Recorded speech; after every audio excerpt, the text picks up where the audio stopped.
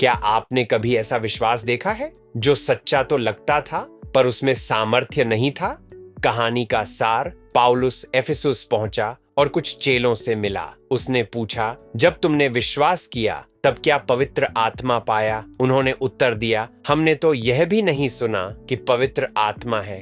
तब पौलुस ने उन्हें यीशु के विषय में समझाया। वे यीशु के नाम से बपतिस्मा ले चुके और जब पौलुस ने उन पर हाथ रखा, पवित्र आत्मा उन पर उतरा। वे भाषाएं बोलने लगे और भविष्यवाणी करने लगे। 12 आदमी जो परमेश्वर की सामर्थ्य से बदल गए। पौलुस 3 महीने तक आराधनालय में निर्भीक होकर प्रचार करता रहा।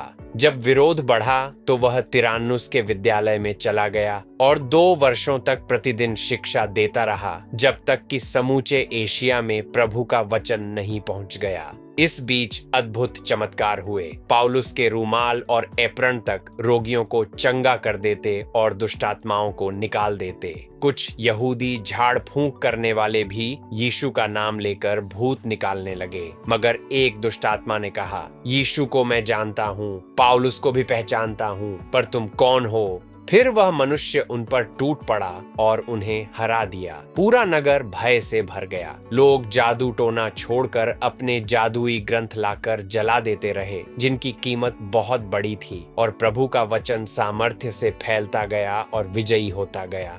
हम क्या सीख सकते हैं? पहला, सच्ची सामर्थ्य पवित्र आत्मा से आती है। एफिसुस के चेले विश्वास तो रखते थे, पर आत्मा के बिना वे कमजोर थे। आत्मा के बिना विश्वास केवल ज्ञान है। आत्मा के साथ विश्वास परिवर्तन बन जाता है। आपके जीवन में कहां केवल ज्ञान है और आत्मा की सामर्थ्य की जरूरत है? दूसरा, परमेश्वर का वचन शहरों को बदल देता है।